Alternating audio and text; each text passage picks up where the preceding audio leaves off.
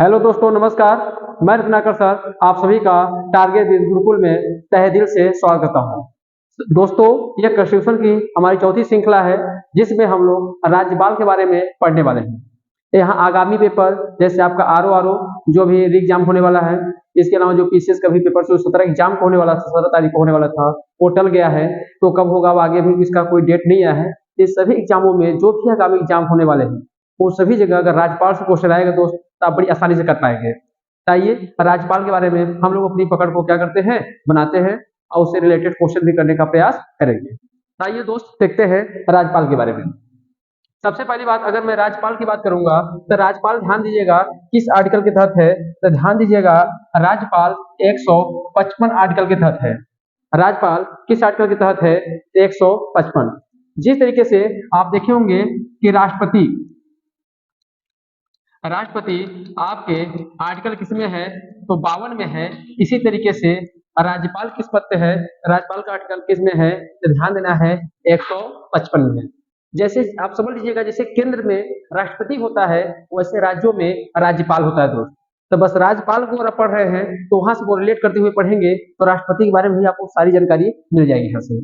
अगली बात करते हैं कि अगर पूछा जाए कि राज्यपाल की नियुक्ति कौन करता है, राज्यपाल की जो है नियुक्ति कौन करता है, तो ध्यान देना है राष्ट्रपति करता है मंत्रिपरिषद के सलाह पर। किस पे करता है? तो राष्ट्रपति ही करता है पर मंत्रिपरिषद के सलाह पे करता है। तो ध्यान देना दोस्तों, तो नियुक्ति कौन करेगा? तो नियुक्ति राष्ट्रपति करेगा पर किसके करेगा? मंत्रिपरिषद के सलाह पे। आइए अगले पॉइंट देखते हैं। दूसरा पॉइंट यहाँ से क्वेश्चन क्या बनेगा दोस्त? दूसरा पूछ लेगा आपसे, चलेगा। अगला पॉइंट इसमें हम लोग देखते हैं। अगला पॉइंट क्या है? आपसे पूछेगा उससे क्वेश्चन से कार्यकाल के बारे में कि जो राज्यपाल होता है उसका कार्यकाल क्या होता है। तो ध्यान दीजिएगा निश्चित नहीं होता है। राष्ट्रपाल का जो राज्यपाल होता है उसका कार्यकाल निश्चित नहीं होता है, पर सामान्यतः हम लोग कितना मानते हैं? 5 वर्ष मानते हैं। कितना मानते हैं भाई? 5 वर्ष मानते हैं, क्योंकि जो राज्यपाल होता है वह राष्ट्रपति के प्रसाद पर्यंत बने रहेंगे। जब तक राष्ट्रपति के ऊपर राज्यपाल पर विश्वास रखा रहेगा तब तक वह अपने पद पे बना रहेगा। जैसे ही राष्ट्रपति को लगता है कि राज्यपाल अगर यह योग्य नहीं है, उसे हटाना चाहता है, तो राष्ट्रपति उसे क्या करेगा? हटा देगा। तो ध्यान देना दोस्त, अगर आपसे पूछा जाए तो राज्यपाल जो होता है राष्ट्रपति के प्रसाद पर्यंत क्या होता है? बने रहता है। दूसरा क्वेश्चन बन जाएगा तो आपसे पूछा जाएगा कि शपथ किससे समझ लेता है? तो जो हाई कोर्ट के चीजें होते हैं, जो हाई कोर्ट के चीफ जस्टिस होते हैं, जो हाई कोर्ट के मुख्य न्यायाधीश होते हैं, उनके समक्ष ये क्या लेता है? शपथ को क्या करता है? ग्रहण करता है। ध्यान देना दोस्त, अगर आपसे पूछ लिया जाए तो हाई कोर्ट के जो मुख्य न्यायाधीश होते हैं उसके समक्ष ये क्या करता है? शपथ लेता है। जबकि वही राष्ट्रपति अगर पूछा जाएगा तो राष्ट्रपति किससे समक्ष लेगा? तो ध्यान देना सुप्रीम कोर्ट के मुख्य न्यायाधीश के समक्ष लेगा। राष्ट्रपति कहाँ लेता है? तो सुप्रीम कोर्ट के मुख्य न्यायाधीश के समक्ष लेता है। जबकि जो राज्यपाल होता है वो हाई कोर्ट के क्या करता है? मुख्य न्यायाधीश के समक्ष लेता है। अगर अपना त्यागपत्र पूछे किसको देते हैं? तो त्यागपत्र भी किसको देगा भाई? राष्ट्रपति को देगा। तो त्यागपत्र ध्यान देना दोस्त, ये किसको देगा? राष्ट्रपति को देगा। तो ध्यान देना है कार्यकाल निश्चित नहीं होता है पर समानता कितना मानते हैं? 5 वर्ष मानते हैं। राज्यपाल राष्ट्रपति के प्रसाद पर्यंत क्या होता है? बना रहता है। अगले पॉइंट, शपथ अगर पूछे, शपथ ध्यान देना हाई कोर्ट के मुख्य न्यायाधीश के समक्ष लेता है। और त्याग पत्र कौन देगा भाई? तो त्याग पत्र ध्यान देना किसको देगा? ये राष्ट्रपति को देगा। अगला पॉइंट हम लोग देखेंगे, अगर आपसे पूछा जाए इसका वेतन, अगर इसका वेतन की बात करेंगे, अगर वेतन की बात हम लोग करेंगे तो इसका वेतन कितना होता है? तो वेतन की बात करेंगे दोस्त तो ध्यान देना है इसका वेतन 3.5 लाख होता है। कितना होता है? 3.5 लाख इसका वेतन होता है। जो कहाँ से दिया जाता है? तो जो ध्यान देना है राज्य का संचित निधि होता है। तो राज्य के संचित निधि से ध्यान दीजिएगा इसका वेतन दिया जाता है। तो राज्य के संचित निधि से इसका वेतन दिया जाता है। अगर आप सोचा जाए जैसे राष्ट्रपति का वेतन कहाँ दिया जाता है, तो जो भारत सरकार की संचित निधि होती है वहां दिया जाएगा। और जो राज्यपाल होते हैं उनका वेतन कहाँ दिया जाएगा? तो ध्यान दीजिएगा दोस्त, कहाँ से? संचित निधि से दिया जाएगा। अब यदि एक साथ वह अगर एक साथ या दो से अधिक राज्यों का राज्यपाल होगा, कोई भी राज्यपाल, ध्यान दीजिएगा एक से अधिक राज्यों का राज्यपाल हो सकता है। प्रारंभिक समय में तो नहीं व्यवस्था था, और बाद में संशोधन करके हम लोग क्या किया है, एक राज्यपाल दो राज्यों से दो राज्यों का भी राज्यपाल हो सकता है।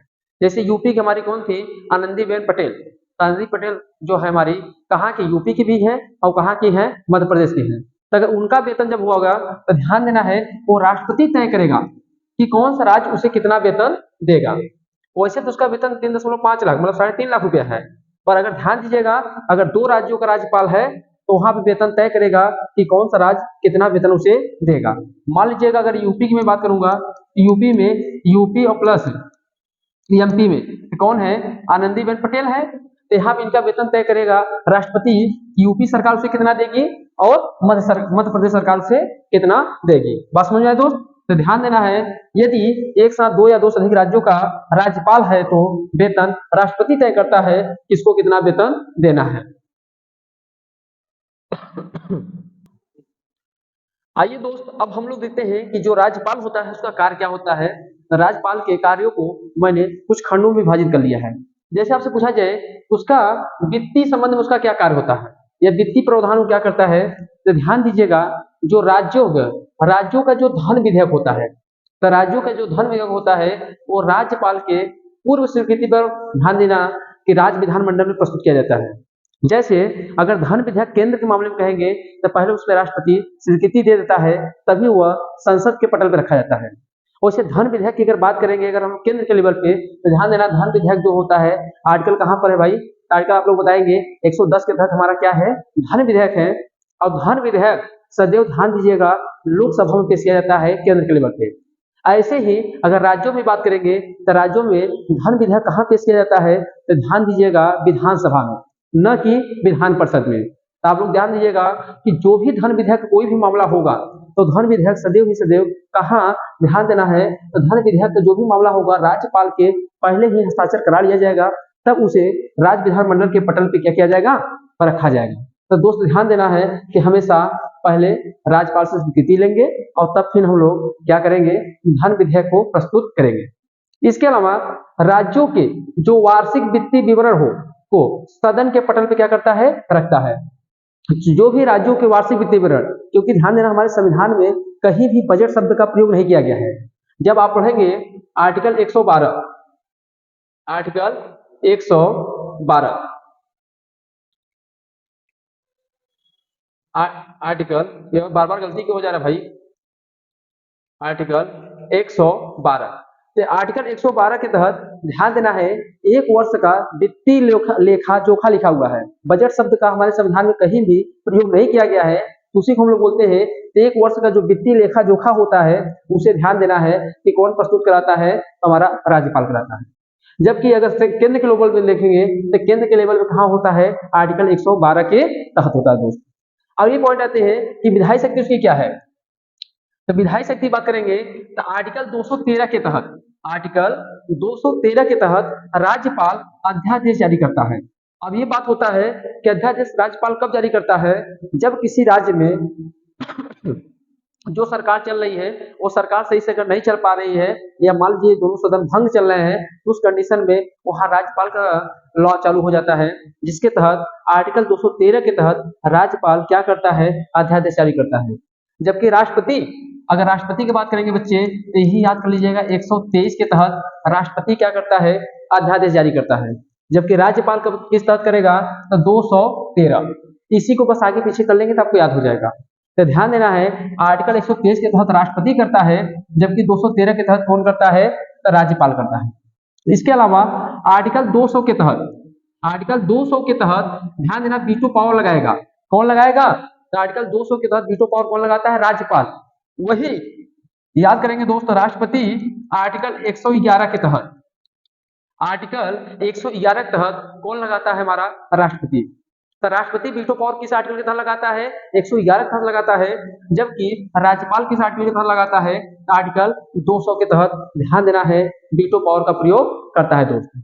इसके बाद अगला पॉइंट आ जाता है जो सीएजी होता है, जिसके बारे में मैंने आपको भी नेक्स्ट वीडियो में आपको पढ़ाने वाला हूँ।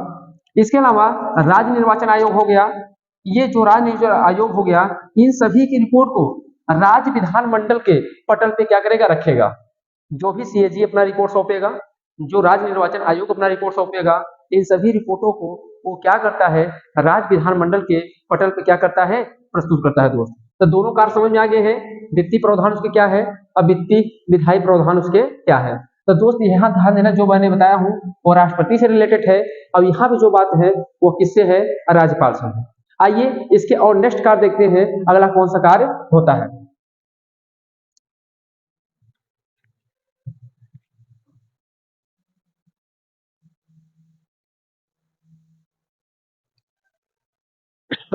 देखेंगे कार्यकारी प्रावधान। अब इसका कार्यकारी प्रावधान क्या होता है भाई, तो ध्यान देना है, आर्टिकल 166 के तहत, आर्टिकल 166 के तहत राज्यों के सभी कार्य राज्यपाल के नाम से किए जाएंगे।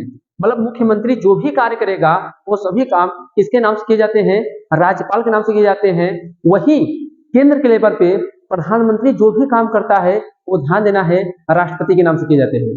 जबकि राज्यों में किसके नाम से किए जाएंगे, तो राज्यपाल के नाम से किए जाएंगे। दोस्त याद रखिएगा, आर्टिकल 166 के तहत राज्य के सभी कार्य राज्यपाल के नाम से किए जाते हैं, जबकि राष्ट्रपति जितने भी मुख्य प्रधानमंत्री काम करेगा, प्रधानमंत्री के सभी कार्य वो राष्ट्रपति के नाम से किए जाएंगे।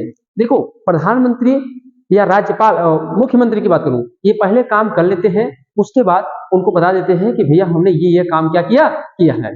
पहले वो सिर्फ पहले काम कर लेंगे, फिर उनको क्या करेंगे, बता देंगे। समझ आ रहा है, इस तरीके से। आगे राज्य की कार्यपालिका शक्ति राज्यपाल में निहित होती है। अब आपने पढ़ा भी होगा कि जो हमारा राष्ट्रपति होता है, कार्यपालिका का औपचारिक शक्ति किसके पास होता है भाई, राष्ट्रपति को होता है, जबकि वास्तविक शक्ति किसके पास होता है, प्रधानमंत्री को होता है। जैसे राज्यों में ध्यान दीजिएगा, राज्यों में वास्तविक शक्ति किसके पास होगी, मुख्यमंत्री के पास होगा, जबकि औपचारिक शक्ति अगर पूछा जाए किसके पास होगा, तो ध्यान देना दोस्त, राज्यपाल के पास होगा।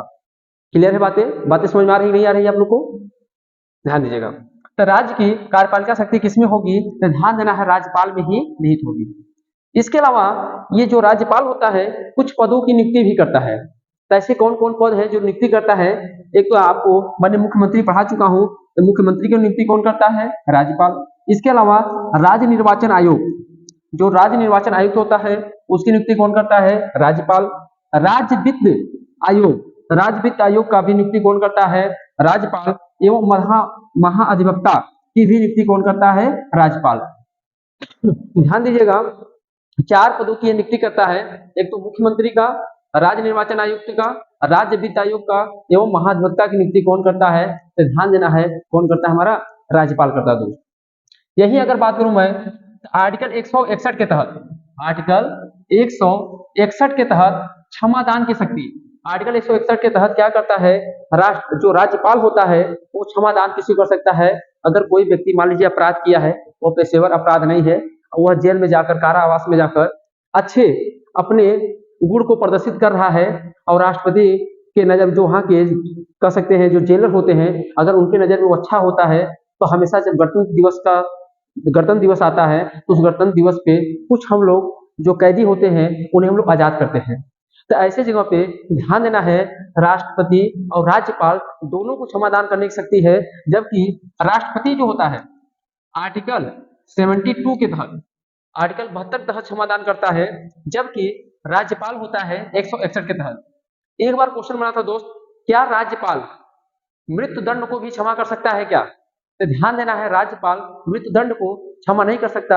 यह पावर सिर्फ किसको है, हमारे राष्ट्रपति को है।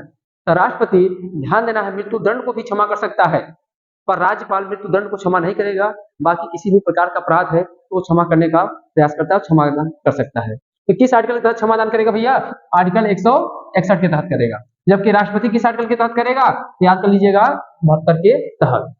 इसके अलावा हाई कोर्ट की सलाह पर जो जिला न्यायाधीश की, हाई कोर्ट की सलाह पर जो जिला न्यायाधीश की नियुक्ति करता है वो भी कौन करता है, हमारा राज्यपाल करता है।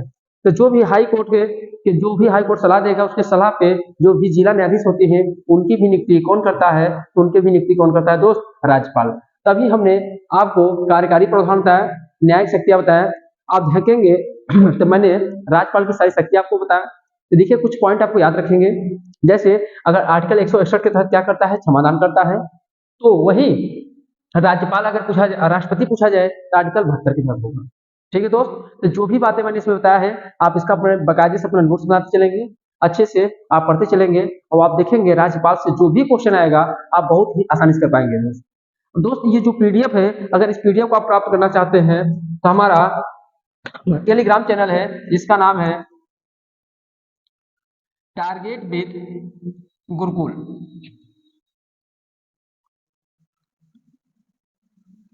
जो हमारा ध्यान देना है कि जो टेलीग्राम चैनल है उसका नाम है टारगेट विद गुरुकुल, वहां से ये जो क्लास पीडीएफ है, आपको क्लास नोट्स है वो हम मिल जाएंगे और संभवतः आप लोग को कल से करंट अफेयर के भी क्लास डेली बाई डेली मिलना चालू हो जाएगा दोस्तों।